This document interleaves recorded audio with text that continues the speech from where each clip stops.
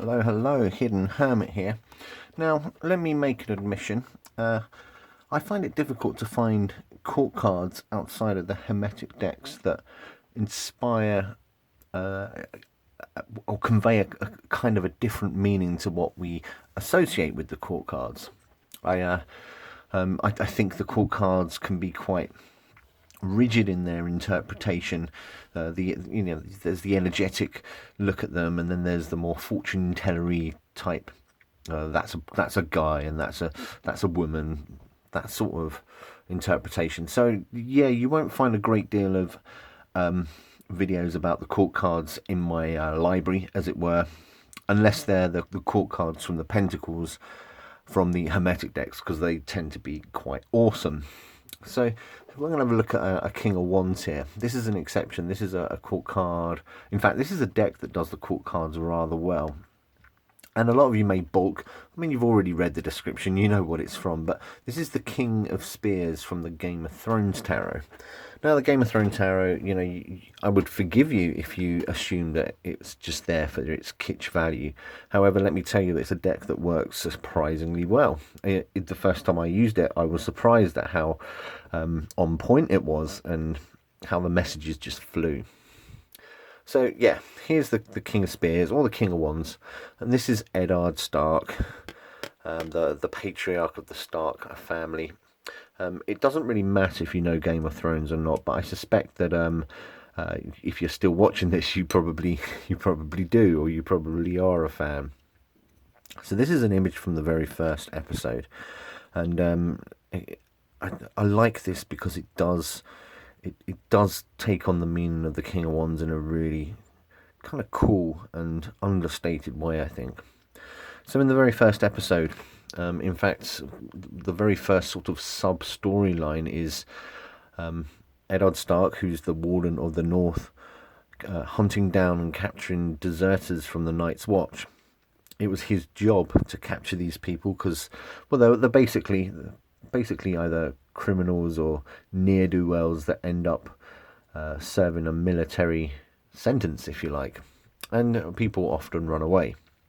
It's his job to catch them and punish them by death. He has a duty to do, and he takes his duty very, very seriously as well. He doesn't let other people take his job for him. He does the work himself. And yeah, he basically beheads a couple of deserters.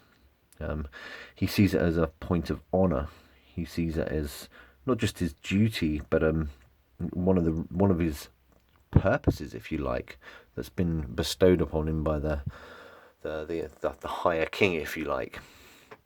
So he's just dished out the justice, as it were, and he's seeking solace in the wildwood, which is for him like a temple or a shrine, if you like, for his gods. So he's coming to terms with what he's had to do. He's making his peace with the higher powers, if you like, despite the fact that he knows it's his duty to do so.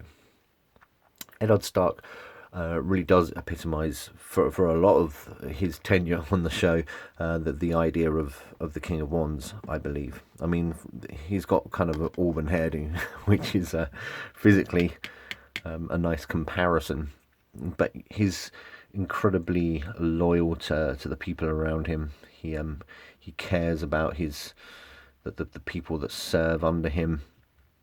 Family is incredibly important to him. He's the relationship with his wife.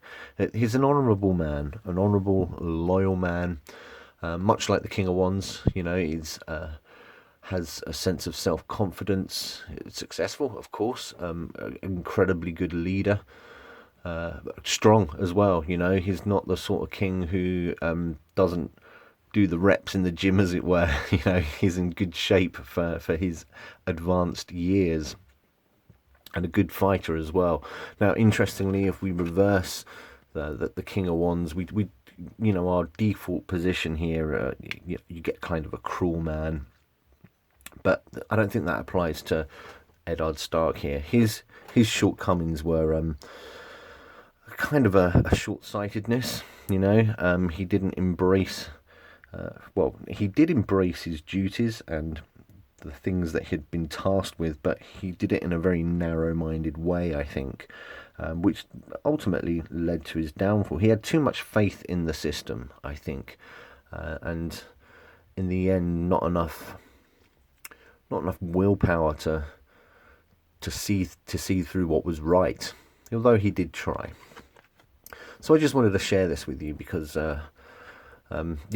probably, I was saying how I struggled to find the right court cards that give you a different spin on what the established meanings are. But in the Game of Thrones tarot, there's actually quite a few, so we might see some more. But I wanted to start with the King of Spears or the King of Wands here because not only do I think the image is quite arresting, but the character itself really does the King of Wands justice, I would say. So there you go, that's the King of Spears from the Game of Thrones tarot.